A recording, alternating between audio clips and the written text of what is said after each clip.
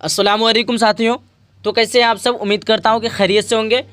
तो जैसे कि आप लोग देख पा रहे थे, लाइव क्लास में काफ़ी डिस्टर्ब हो रहा था, इसलिए मैं इन वर्ड्स को फिर से दोबारा लेकर के आया हूं, क्योंकि ये बहुत ही इंपॉर्टेंट वर्ड है और आप लोगों को अच्छी तरीके से याद कर लेना है। चाहे फिर आप लोग उर्दू अनुवादक का तैयारी कर रहे हैं या फिर सहायक अनुवादक का, आप लोगों को अच्छी तरीके से याद कर लेना है। तो सबसे पहला वर्ड देख पा रहे हैं, क्या है? पॉलिटिकल। क्या है? पॉलिटिकल। तो पॉलिटिकल को हिंदी में क्या कहते हैं? राजनीतिक। क्या कहते हैं? राजनीतिक। और इसी को हिंदी में उर्दू में कहते हैं सियासी। क्या कहते हैं? सियासी। चलिए आगे देख लेते हैं। और आगे है पॉलिटिशियन। क्या है? पॉलिटिशियन। तो पॉलिटिशियन के क्या कहते हैं हिंदी में? राजनीतिज्ञ। क्या कहते हैं? राजनीतिक। और उर्दू में कहते हैं इसको सियासतदान। क्या कहते हैं? सियासतदान। चलिए आगे देख लेते हैं, हम लोग जल्दी से पढ़ लेते हैं। चलिए आगे है पॉलिटिकल पार्टी। क्या है? Political party. तो पॉलिटिकल पार्टी को हिंदी में कहते हैं राजनीतिक दल। क्या कहते हैं? राजनीतिक दल। और उर्दू में कहते हैं सियासी जमात। क्या कहते हैं? सियासी जमात। चलिए आगे देख लेते हैं। और आगे दिया हुआ है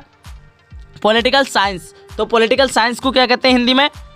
देख लीजिए, राजनीतिक विज्ञान। क्या कहते हैं? राजनीतिक विज्ञान। आप लोग याद कर लीजिए अच्छी तरीके से। और इसी को उर्दू में कहते हैं सियासियात। क्या कहते हैं? सियासियात। चलिए आगे देख लेते हैं। और आगे दिया हुआ है कॉन्स्टिट्यूशन। क्या है? कॉन्स्टिट्यूशन। तो इसको हिंदी में कहते हैं संविधान। क्या कहते हैं? संविधान। और उर्दू में कहते हैं आइन। चलिए आगे देख लेते हैं। और अगला वर्ड है कॉन्स्टिट्यूशनल। तो इसको कहते हैं हिंदी में संवैधानिक। क्या कहते हैं? संवैधानिक। और उर्दू में क्या कहते हैं? आईनी। क्या कहते हैं?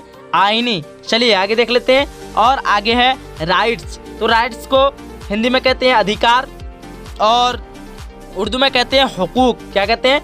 हुकूक। चलिए आगे देख लेते हैं। और अगर आप लोग इसका पीडीएफ हासिल करना चाहते हैं तो इस नंबर पे आप लोग राब्ता कीजिए, पीडीएफ आपको दे दिया जाएगा। चलिए आगे देख पा रहे हैं ड्यूटीज़। क्या है? ड्यूटीज़। तो ड्यूटीज़ को इसको हिंदी में कहते हैं कर्तव्य। क्या कहते हैं? कर्तव्य। और इसी को क्या कहते हैं उर्दू में?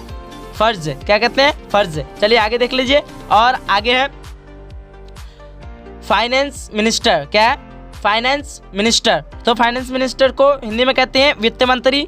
और उसी तरह इसको क्या कहते हैं उर्दू में? वजीर मालियात या फिर वजीर खजाना। क्या कहते हैं? वजीर मालियात या फिर वजीर खजाना। चलिए आगे देख लीजिए। और आगे है डिफेंस मिनिस्टर। क्या है? Defence minister. डिफेंस मिनिस्टर को हिंदी में कहते हैं रक्षा मंत्री। और उर्दू में क्या कहते हैं? वजीर दफ़ा। क्या कहते हैं? वजीर दफ़ा। चलिए आगे देख लीजिए। और आगे दिया हुआ है पब्लिक। क्या है? पब्लिक। तो पब्लिक को कहते हैं हिंदी में जनता और उर्दू में क्या कहते हैं? अवाम। चलिए आगे देख पा रहे हैं पब्लिक इंटरेस्ट। क्या है? Public interest. तो पब्लिक इंटरेस्ट को हिंदी में कहते हैं जनहित और उर्दू में क्या कहते हैं? अवाम के मुफाद। चलिए आगे देख लेते हैं। आगे है मिनिस्टर। और मिनिस्टर को क्या कहते हैं?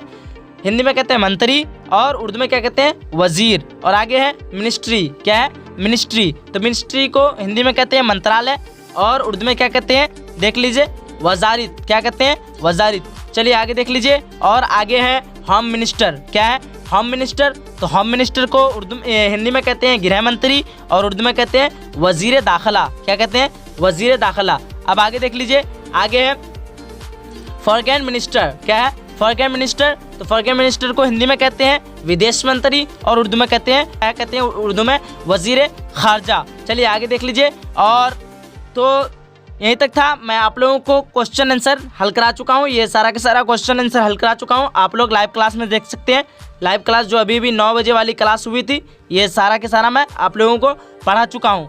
तो उम्मीद करता हूँ कि आप लोगों को अच्छी तरीके से याद हो गया होगा। चलिए साथियों, फिर मिलते हैं हम लोग अगला लाइव क्लास में। जब तक के लिए खुदा हाफिज़। अगर आप लोग एडमिशन करना चाहते हैं तो इस नंबर पे आप लोग राब्ता कीजिए और जाते जाते वीडियो को लाइक करते चले जाइए। चलिए फिर मिलते हैं अगले क्लास में।